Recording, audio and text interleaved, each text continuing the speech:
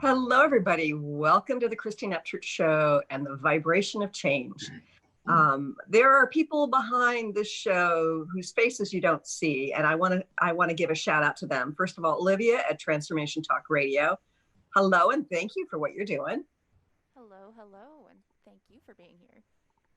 And I want to thank Mr. Benny Mathers, who I used to see in the studio almost every week, and now it's like, close but yet so far. Hello, Benny. Hi, Christine. The spirit still runs strong, so don't worry about it. We're still here, okay?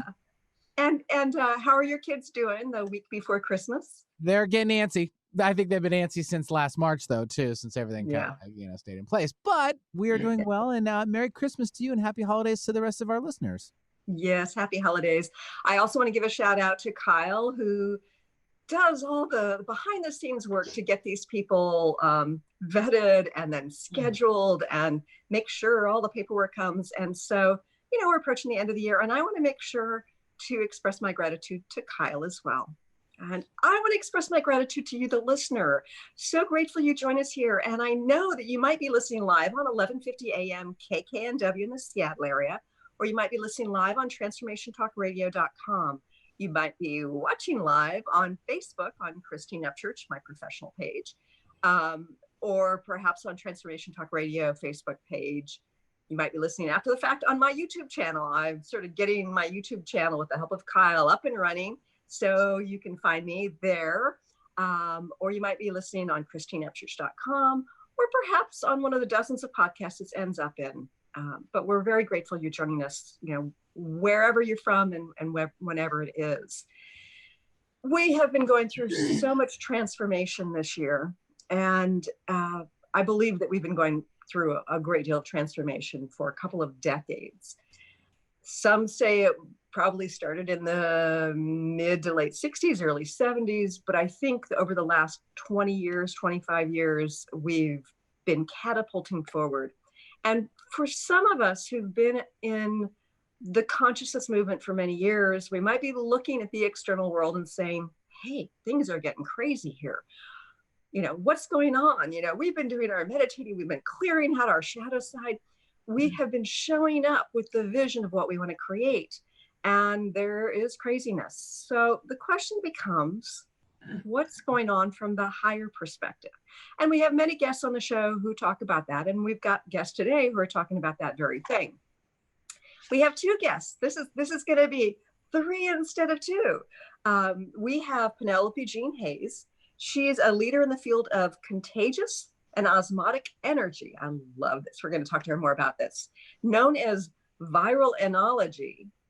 And she's appeared on television hundreds of times as expert guests, including Dr. Phil, ABC News, and internationally as well. In 2020, she founded the Viral Energy Institute for Personal, Interpersonal, and Planetary Wellness. She's the author of several books, The Magic of Viral Energy, An Ancient Key to Happiness, and others. And we'll talk about one that the two wrote together. And then there is also Carole Serene Borgens. She is a channeler and medium, and she communicates with this spirit messenger called Pax. And she channels wisdom in books while also working on her own inner peace. And one of the things I love about what she says about herself, because as we step into our purpose, it can only help but transform us. She knows that we're in a world of uncertainty right now, and through automatic writing, she's brought wisdom and guidance to people around the world since the 1990s. And she's got several books out, and this is the book that they wrote together, Do Unto Earth, It's Not Too Late. I'd like to welcome our two guests today, Penelope Jean Hayes and Carole Serene Borgens. Hi, Welcome. Christine. Hi, thanks for having us. Nice to have you here. Nice to have you here. And let's hear from Carole too. We want to see Carole's face. Carole, there she is. Okay. We're going through some mighty big transformation. And it's the sort of thing where people who've been on their conscious journeys for a long time may be thinking, wow, all the work I've done, the ways I've shown up as a healer or as a light worker, doing whatever else professionally, may not have made the profound change that I had hoped for. What's your perspective on that? Well, I mean, I think we would both have an answer to that. I would say that thank goodness we are all here, us light workers, because now we see this is the time for us to activate. This is the time that we need those skills and those insights and that wisdom and all of those modalities and all of the people who have the mindset and the intention to raise consciousness. We need them. We need you and all of us right now. So I think we've been in a period, as you said, of the last couple of decades of preparation for right now. And in our book, Do Unto Earth, we talk about that we are entering into a new age right now. We are on that precipice. And we've thrown around this term, new age is something, we've thrown around for quite some time now. Mm-hmm. Sure. But we have been told by the spirit world that we are at the precipice of that new age right now. So I am so glad that there are so many light workers like yourself who have been so busy working on energy and raising vibration and raising consciousness around this world. And I'm working on a book about spiritual myths, and what I talk about is we're entering a new age. It's we have to shift our perspective. We're shifting vibrationally in order to take that next step. And some say that we're about to start the age of Aquarius. There are astrologers who debate that started before, or if it's not going to have started, by the 21st of December. But it is really evident to those of us who are tuned in that we are at the precipice, and we are filled with opportunity, but also with that opportunity comes risk. There's a lot of negativity going around and a lot of things that are extremely challenging right now. But one of the signs that we can be sure that we are on the precipice of a new age is just how common this spirituality has become. That the things that we talk about, that you talk about on your show, used to be fringe, and now it is the vernacular of all of us. I mean, certainly in the United States and many places around the world, many places around the world, this type of spiritual discussion, talk of metaphysics is now very much mainstream. It's part of our vernacular. So we can just, look at those clues and cues, and whether you're into astrology or not, you can see for yourself that something's shifting here. They're talking about this very mainstream in all types of different programs, and you can even see people on the news even talk about things like this. So we're very mainstream now, and that's representative of the shift that's happening. And I follow a channeler who focuses on ascension. Now that word was like either only in religious circles about sometime in the future or after death, or just that was extremely fringe within the consciousness movement. And now, she's got hundreds of thousands of followers on YouTube. And it's like, okay, people are really waking up. So yes, it extends well into the mainstream. And we're those of us who have been in the conscious movement are getting a broader and broader perspective on reality. It's really blooming. It is. So Carole, what do you think is going on right now from a higher level perspective with what some people would refer to as the shift? People are looking for help. People are needing help and not finding their way to personal fulfillment in their daily lives, and looking for another way, and learning perhaps now that there is a spirituality that they hadn't previously considered, and learning also that when they do so, they find some peace, some direction, and certainly our spirit guides, our higher wisdom source, our are anxious to be fulfilling this need. They are right here with us saying, please ask, and we're here with you. Yeah. So that's a good point. They mentioned ask. Why is it that we need to ask?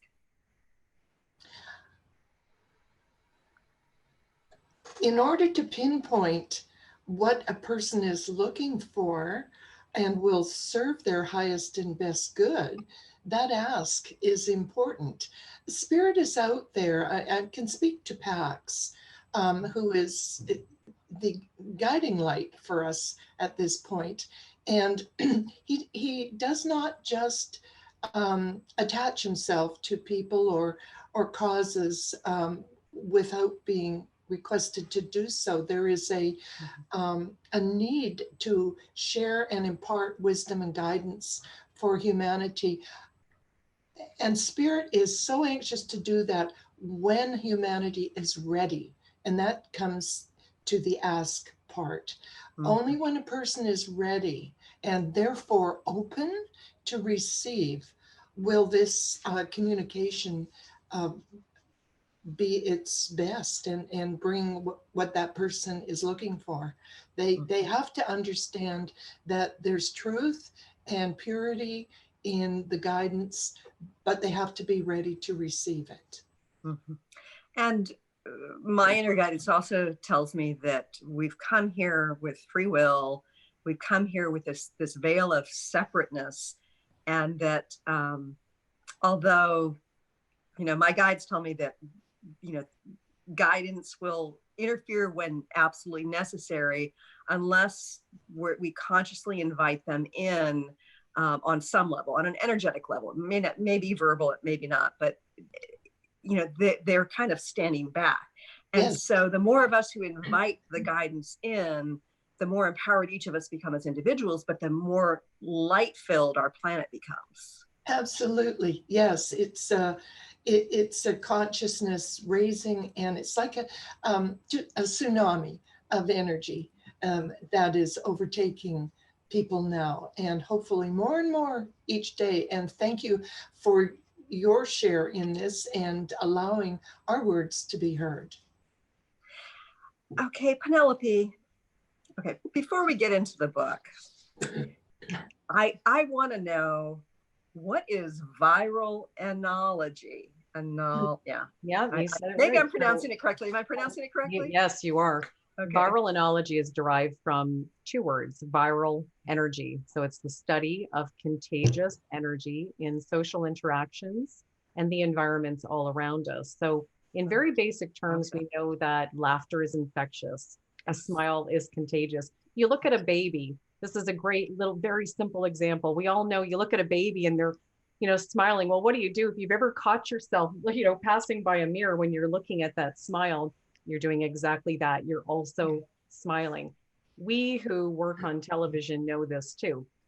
People will mirror your emotions, mirror your expressions. So that's just one of these things about human nature that we begin to understand. Well, this is because of viral energy. And it works the same with the negatives, with the heavy energy, with all of that kind of toxins around us. So some examples you could think of, craziness on the news, taking in too much of anything, everything that we surround ourselves with, our social environments, our friends, the atmosphere of our work environment. What does our office actually feel and look like?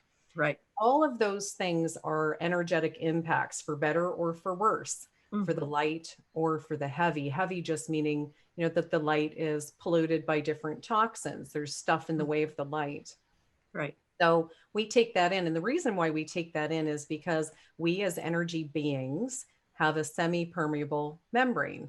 And simply through osmosis, the process by which molecules move from an area of high concentration to an area of lower concentration through a semi-permeable membrane until they are balanced on both sides. This is the process by which we, as energy beings, take on and contribute to the energy around us. I love that analogy of osmosis. It makes perfect sense. And it's the sort of thing where you can go in someplace, if somebody's home or, some sort of other different environment, and you can come with one mood and within 10 minutes feel completely different. Whether we're talking about going from feeling upbeat to feeling heavy, or feeling heavy to feeling lighthearted.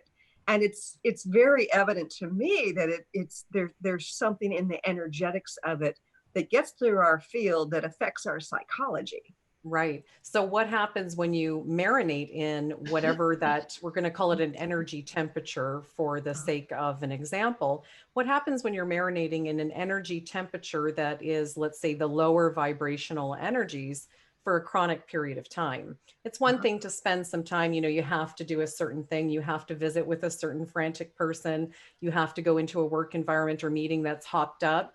But when you don't have the awareness, the mindfulness to mitigate your daily experiences, your home life, your work life, what you do to detox, are you detoxing? If you don't do that, and if you are marinating for a chronic period of time in all of the lower vibrational heavy energies, what happens is this sets your presence. So in the work that I do through the Viral Energy Institute, I've determined through talking with people and studying and researching that energy sort of filters into 7 layers. So the bottom I call hell, and we know what that means. It sounds pretty terrible. And the next layer is ignorance. Ignorance is a pretty low place to be. Above that is indifference. This is, you think that not caring is maybe okay. Well, it's not. Indifference is actually a lower vibrational energy. From indifference, there's wanting. Wanting is a place that a lot of people live in. Now, I'm going to continue, but think of these as rivers that are stacked on top of each other, like layers of strata in rock. And in those rivers, that's the flow that we talk about. If you're in the flow, well, guess what? If you're in the flow of wanting, you only get what's in that flow with you. You're not getting what's above or below. You're getting what you're in flow with. Above wanting is awareness. So this is a huge breakthrough from wanting to awareness. Then it's creation, actively creating every day all of the things that we love to do. And above that is the experience of heaven or the spiritual penthouse here on earth. So those are 7 layers that you can actually determine where your presence is living on a daily basis. Now, that should matter to everyone because that presence is what you create your life with, what you create your relationships with in your work. So that's viralenology. Yeah. And I love the example of staying in that river, and for instance, the example of wanting something. You stay wanting something until you get to that next level of awareness, that you have the ability to get to that next level of creating. Yes, I love this this analogy of, let's say you're in a shopping mall, but it's one of these department stores. So it has 7 layers. Let's say it's a 7-layer department store. And you don't really know where you are. Maybe you wake up in this space and you open the elevator and you're looking around, you realize, I'm looking for yellow tulips. That's what you say to yourself. I'm trying to find yellow tulips. You look, you search this floor for yellow tulips. And then after much searching, you see a sign that says yellow tulips, 2 flights up. So the thing is, the yellow tulips were never going to be on this particular strata that you might be living and creating your life on. So this is why it's important to enlighten our energy and to be very mindful of what we surround ourselves with, because it matters. Yeah. Okay. So if I understand this correctly, you were working on Do Unto Earth when you met Carole, right? Yes, Can you talk a little bit about how you connected and why you began to collaborate? Sure. So the Do Unto Earth that I started with is a different book to what we have now. So my next book was slated to be titled Do Unto Earth. And I even made my company called Do Unto Earth. I just love this title because it's the golden rule. And we all know what comes next, as you would have Earth do unto you. Right. So the message of viral energy from my first book, The Magic of Viral Energy, was now taking this message to a global scale. So looking at those mass pockets, giant tumors upon the planet of things affecting all of us. So you look at environmental pollution, it goes on like this. So the book was an environmental repair book that was focusing on global issues. So I was starting with that. It was a skeleton at that point. I knew what I was setting out to do, but I didn't exactly know where the information would come from. So as a journalist, I thought, well, I'll be interviewing people, I'll be gathering research, and this is how I'll put this together. Right. Then I received contact from Carole, who I had already known. I had been acquainted with Carole because she, as you said in the beautiful introduction, she is a channeler of spirit. She's a medium and a channeler. I had gone to Carole at this point for several spirit channeling sessions with PAX, and they were phenomenal. They gave me answers to the questions that I had were all around this. They were around, this second book, as well as the Viral Energy Institute. And the vocation is the passion for me. And so this is where my questions were. Well, one day I get a contact from Carole saying that PAX would like to offer wisdom for the Viral Energy Institute and what I was working on, this goal of planetary repair through these unusual modalities of looking at energy, looking at those impacts, and other metaphysical, spiritual modalities that I wasn't quite sure what that was going to be, but knew it had to be something different, or it's just another book about the environment. So this was incredibly exciting. So we began that, and within a very short period of time, we realized that, not only is this wisdom for the Viral Energy Institute, but this is that book. This was the book titled Do Unto Earth. And that's how it went.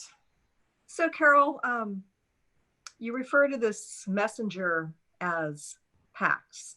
Can you tell us a little bit about how you first connected with PAX and who PAX is? Oh, certainly. I first connected with PAX in the early 1990s when I was starting out to learn more about automatic writing, and was connecting with some spirits that just wanted communication with anybody. There was an evening when everything changed. The energy in the room, in my writing hand, and the flow of the writing itself, the style. And it was the energy of Spirit Pax, who introduced himself to me, stating that he had a need and a wish to be channeled again, because he had wisdom and guidance to share with humanity. And would I be willing to be his channel? Well, I was quite fearful at that moment because I understood that would be a pretty big responsibility. So asking for time to contemplate this, I did take 1 or 2 weeks actually before I realized that, yes, I could and I would. So I had actually at the time of the first contact said, why me? And Pax responded, because you're new at this, because you have no bad habits and you will change none of my words. So on that basis, we made a personal contract, the other half of which was the purpose for Pax wanting to be channeled at that time was that he had anxiety about humanity, about planet Earth, and he had wisdom and guidance to share. And specifically, he asked that it be channeled, combined, and put into book form to get out to the world. Well, knowing at that period of time that I had no ability or contacts of people to be able to put it into book form, we, however, agreed, and I began, and I started collecting Pax's wisdom and writing into many file folders, which stayed there for a long period of time until they could see the light of day. You asked who Pax is. Spirit messenger of peace, divine wisdom, source energy. It is just, I used to consider Pax to be my personal spirit guide, but it is just obvious that it's extended way beyond that.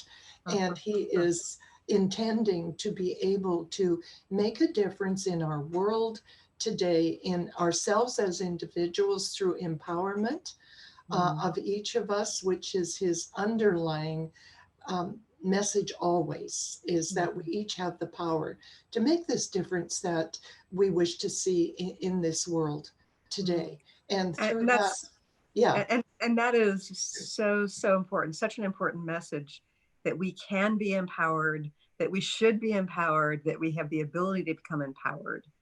absolutely. Yeah. It's almost like a passion with the spirit Pax. In everything he wishes to teach us, he simultaneously shows us that yes, we can. We have the strength to make a difference in our personal lives, in our family, in our village, and globally, if we choose. Yeah. I love the fact, Carole, that you took time to think about it.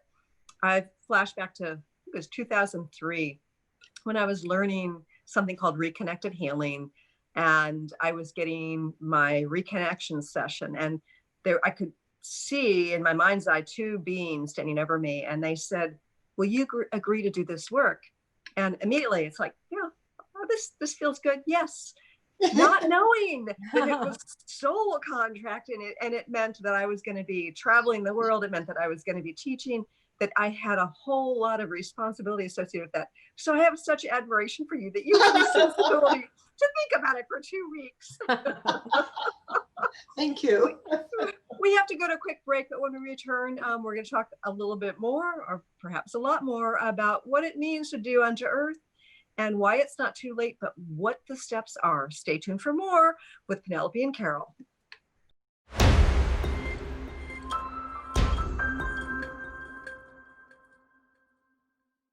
Welcome back to the Christine Upchurch Show here on 1150 AM KKNW in the Seattle area, and on Transformation Talk Radio around the world, not to mention Facebook Live.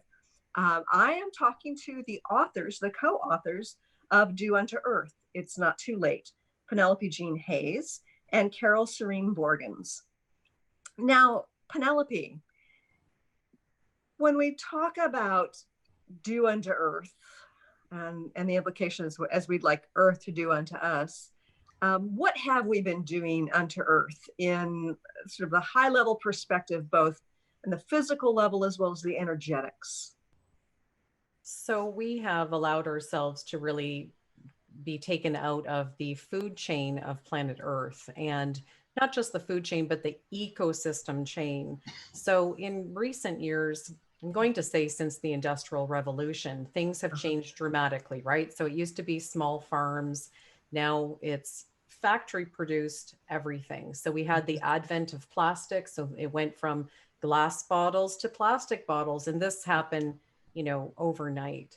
And so many things changed. And as we were so busy and so excited about all of the things that we could produce on an assembly line and in factories, we forgot about our place in the chain. We don't know anymore where our food comes from and where our garbage goes when we're done with it. It just goes. And so where it's going is in landfills, and it's going in the ocean. A lot of things, even if it's recycled, if you really actually dig into that, a lot of those items don't really get recycled at the end of the day. There's little reasons why they don't fit the recycling programs. And I've heard that recently, in the last few years, the paper that our recycling companies were selling, they were selling to China, and China has stopped purchasing it. So I've heard that big bales of this supposedly recycled paper end up going to the dump.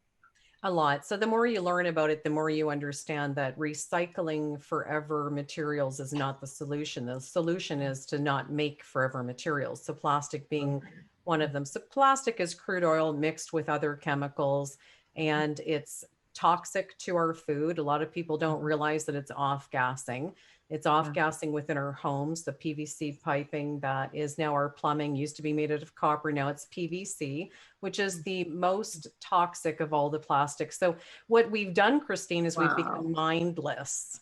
And so this is laced in our homes like veins, and we breathe it, and then we put the plastic wrap on our food. So in Do Unto Earth, I ask the questions, and Pax, channeled through Carole, responds with the answers. So one of the things is we have the solution to the plastic problem, the solution to the water shortage crisis on planet Earth. So it's a book based on solutions, not a litany of the issues, but solutions. So we do talk about all of the major issues. We can go in depth about any of them.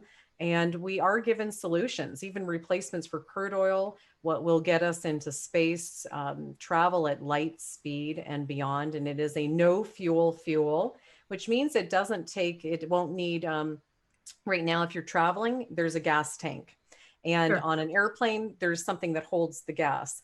This will be Right. no more. There won't be any need to store liquid fuel. So that's all in due unto earth. All of these, breadcrumbs that our scientists will know exactly what's being talked about. So it's fascinating, like something I've never seen. And then you mentioned the energetics. So energetically, all of those things we're doing are actually intentions and attitudes. So that's why it's able to happen, right? So it's not that there's a whole bunch of terrible people. There's a lot of mindless people. There's a lot of people who have allowed themselves to turn a blind eye, but we're not, Right.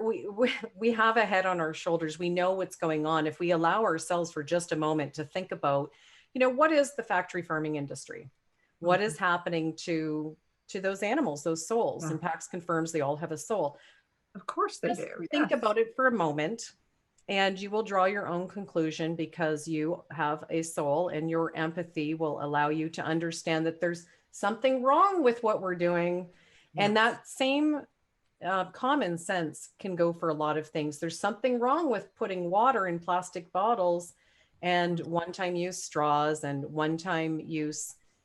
Most of the plastics are a one-time use and then they're gone. So there's something wrong with this. And so these attitudes, this indifference leaves an energetic imprint on planet Earth. So that could be over an industry. You can almost think of it like a hovering cloud over an industry. But this is visible to not the eye, but to those who sense energy. And it leaves an actual palpable tumor of negative, heavy energy, which is full of the toxins and pollutants in an energetic aspect, clouding the light. So it's not much different to thinking of what cancer does in the body. It's a tumor, it's blocking the wellness that the body does naturally. And as it runs out of space, it takes over more and more and more. And that's viral. Yes. Contagious. Yes. Yeah. Energy is contagious. Now, we know between people, we talked about a smile being infectious. And you said the example, somebody walks into the room with the negativity, you feel it, you pick it up, maybe you end up in a bad mood. We know this between, personal, interpersonal level. It is no different on a planetary scale. So these are the energetic impacts that are affecting our planet. So we're not only doing the action, and there's physical pollution all over the planet, the air, the soil, and the water.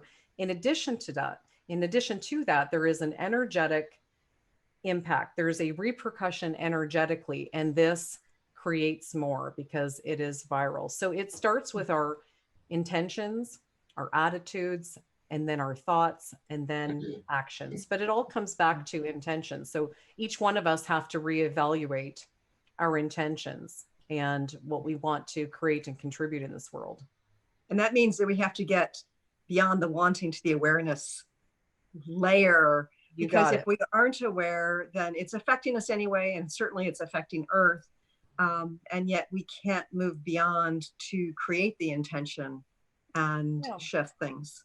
And this should matter to all of us, because that place of wanting, or that place of indifference, or that place of ignorance even, is not making anybody happy. So when we raise our consciousness, everything gets better. The relationships get better, the job gets better, your earning potential goes up. So these things happen, and also wellness for the planet. But none of us will have any happiness or any great lifestyle if we continue the way we're going. PAX says in Due Unto Earth that planet Earth has 8 to 12 years left before a fail-safe point is reached for our place and the health and wellness of planet Earth. So that fail-safe point doesn't mean the end of the world. What it does mean is that if we continue in this trajectory, this ignorance, this indifference to what we're doing, that we will reach that point in that time frame, that it will then become too late for the repair. And parts of our planet have already started to die, he says. So Carole, does PAX talk about the planet actually dying, or humanity dying off of the planet so that the planet can be regenerated? Pax is telling us that Mother Earth is in danger at this time. Not that humanity is going to perish. He does refer, however, to portions of humanity moving off this planet to colonize another, while those left here have the task of repair. So those who can move away to another planet, colonize it, begin a civilization there, will do so. But that is not to abandon or neglect Mother Earth, because those who choose to stay here and effect the repair will do so. His concern seems to be more about our planet Earth and less about those who begin to colonize elsewhere. His messages, his wish is for us to understand this fail-safe point is coming, the tipping point, where no matter what we may try to do after a certain period of time, it will not be as effective at all as if we started now and took it seriously. And he likes to caution us that sources of inspiration for us should be the way the First Nations people managed their lands, their respect for the land, their respect for the animals, their way of treating all that they had. They were stewards of the land and stewards of the animals, and they took with respect. They took only what they needed, and they were thankful for what they had. We're not. We're expecting to be given and not being thankful for it. And that reflects on how we treat Mother Earth and the lack that we're seeing now. And it's our mission, really, for Pax's perspective, it's our mission to look within ourselves for the power to understand what we're doing, to elevate our consciousness and to make change. So what has Pax said about evolution, and are humans different from animals, and what our role is here on planet Earth? So I'll start with that if Carole wants to jump in at any point. So one of the very first questions that I asked was that humans seem very out of balance with the rest of this planet. And that some people would say we're aliens to this planet because we're so out of harmony with the rest of nature. And the answer came back that you indeed originated from light years away. So that was how we started. So it was one of those, okay, buckle up, we're going to go for one of these rides. And it was quite fascinating. Pax says that planet Earth was colonized from our ancestors from many different planets over many different periods of time through our early human history. And that it wasn't just one, he calls it star seeding, but it wasn't just one star seeding, but that it happened in different stages from different planets and different peoples. And he said to look to how your peoples look different languages, different cultures. And this is indicative of the different ancestors, different planets and peoples to which they came.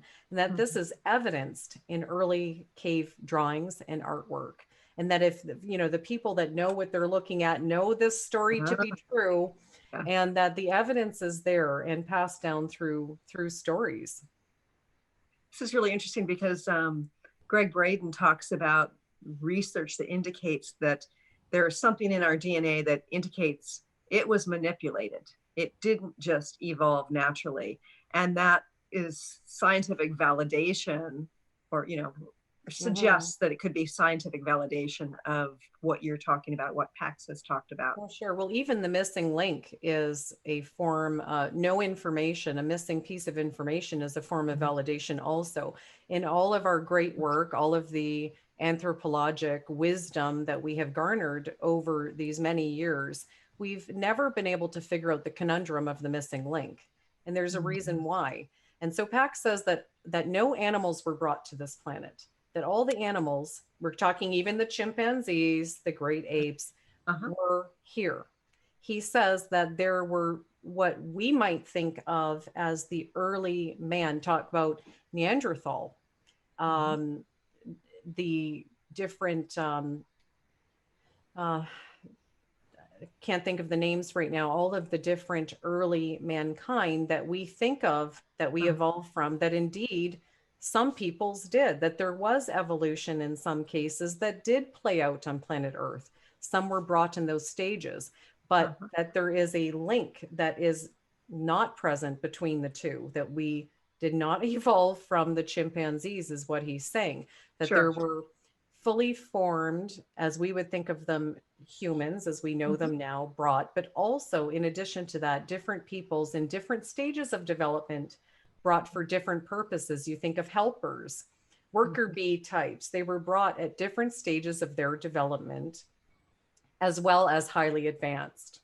And so you know how politically incorrect that could be if you take a look and you see the differences in peoples, you know, across the planet, and say that perhaps they evolved from, you know, different plantings, and it had different, you know, people who were planted here, sort of different species of humans that were brought here for different purposes.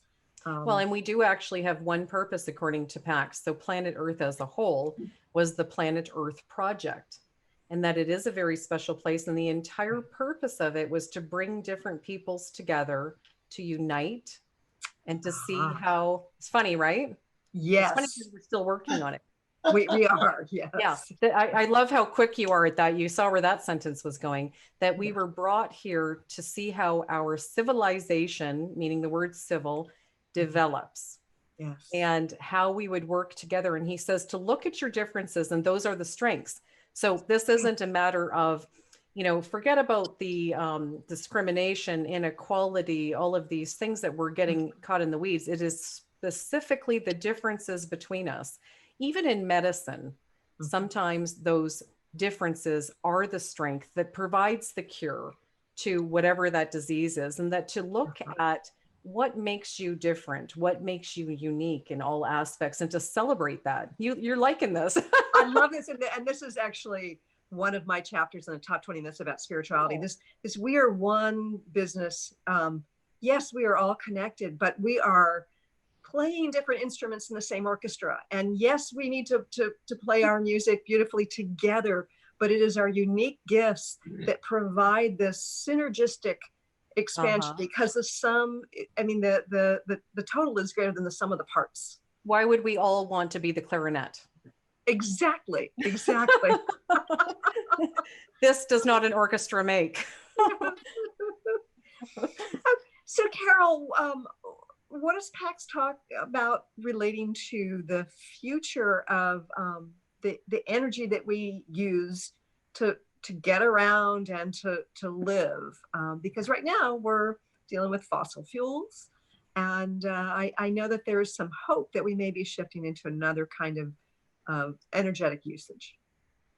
Well, PAX is very clear on this, and yes, the shift needs to take place as soon as possible. The idea that we still rely on fossil fuels is abhorrent on different levels. And PAX's concern greatly is what we're doing to Mother Earth by all the drilling, the fracking, all the pulling out beneath the surface, those things, whether they be crude oil or coal, that we really do not need going forward, because advances are made, they're there, opportunities and options exist. But PAX is also quite clear in speaking about corporate greed. He doesn't hold back on that. Why do these advances not come to the light of day in many cases? Because of lobbying of corporate entities. It is not at all. Pardon? And the connection to our politicians. You know, you say Well, lobbying, but you know, that connection is to the politicians. And he mentions that slightly, but absolutely, that's, you know, it comes from the top. And the fact that the alternatives are there, Penelope was talking about no fuel sources, which PAX speaks to us about in terms of interstellar travel, for one thing. These things exist. Fission, the fusion of fuels, all of these ideas have been developed to some degree, but also covered up. And it's a tragedy at this time in our humanity that greed takes, I was almost going to see, Trump's reality, but greed takes over, where the best interests of both the planet and the planet's people could be shown. It's just, it's mindless, according to Pax. These things exist, and we need to, in the process of treating our planet the way it should be treated right now, and elevating our own thinking and our consciousness, we have to be aware of this, and we as a people have to have a voice. We have to speak out against this. We have the knowing that it's the case that lobbying for the past in the way of fuels, for example, should be replaced by the future in what is already determined to exist but is being covered. It's our time now to find our voice and speak. Just one small example of this is down in Arizona. There's an abundance of sunshine for enough energy for everybody. And people are not allowed to be kind of off the grid, so to speak, in most places. They have to connect to the power company. And it's like there's this, the bureaucracies, Monetization. that connect to the politicians, that connect to the greed behind it. Absolutely gets in the way. Yep. I know we have very few minutes left. I can quickly go through a few of those fuel solutions that Pax does speak of in Do Unto Earth. He points to hemp to replace ethanol. So in our gasoline that powers our cars, one of the things that is added is ethanol, and ethanol is just alcohol, and it supercharges it.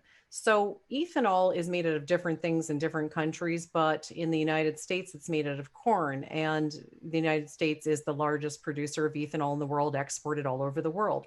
Corn, which should be a food crop, is being burned up in its number one use in ethanol.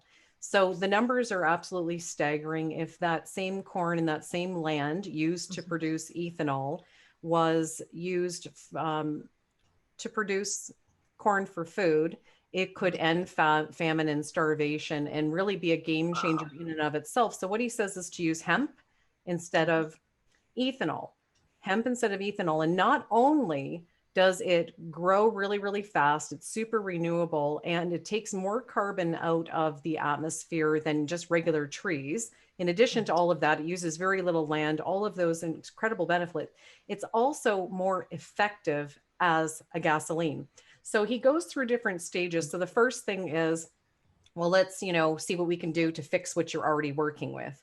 Then he talks about wanting to, obviously the fracking is making our ground like Swiss cheese, not a good idea. And there have been earthquakes that have originated at these fracking points too. Of course. And we're all starting to wake up to that right now. He also does talk about fission and fusion, and he talks about the hydrogen atom in particular, to look at the hydrogen atom and that it would be split and basically smashed together. So, it did make me think of nuclear, and I asked, is this like what they're doing at CERN? And he's like, well, not quite. So it was an interesting conversation. You'd have to read it in the book, Do Unto Earth. He also speaks about the fuel for interstellar travel at light speed, and that there would be one catalyst to get us up into space. And that would be this fission and fusion and derived from the hydrogen atom. And then once in deep space, that we would be tapping into dark matter. And dark matter would be the catalyst and what is used by ETs, other planetary ancestors, to travel at light speed. Of course, eventually it would be teleportation through thought, but that's a whole which is apparently I've heard it channeled that thought is a much faster speed than than the speed of light. Yeah. Okay. Before we go any further, I want to make sure that we get to mention both of your websites. Carole, what's your website? It's simply my name, CaroleSereneBorgens.com. Okay. And I also see paxwisdom.com. Is that correct? Yes, paxwisdom.com. PAX, that's how you spell that. Yeah. It is paxwisdom.com. And Penelope's is Penelope Jean Hayes.com. Okay. And all of our books, information, links to our websites, everything is found on paxwisdom.com. Okay, great. Penelope, one quick final word of, of what we can do for Earth. Well, we need to raise consciousness by sharing that we have the ability. So the message is that we need to get involved in some way. We need to take action for the health and wellness of the planet, but it is not too late. There's so much we can do. So we just want to leave this thought that this book was for you, for your listeners, for your viewers, for all of the people, every person who shares this planet. This is a gift to humanity. So it's not about us. This is literally a message from the spirit world through two people who happen to say, yes, I will participate in getting this message out. But this is a message for the human population directly from the spirit world. And Pax actually introduced himself as the God being. We are one with the universe, not the universe alone. This is what Pax says. We are the divine universe, yes, and the God being. It's a pretty powerful message from a powerful source. Yeah, love this. Thank you both for joining us here today. And I want to thank you, the listener, for joining us. I look forward to talking to you again soon, and happy holidays. All clear. Thanks so much for tuning in today. If you'd like to empower yourself to step further into your vibration of change, please visit my website at christineupchurch.com, where you can learn more about my insights, upcoming events, and private sessions.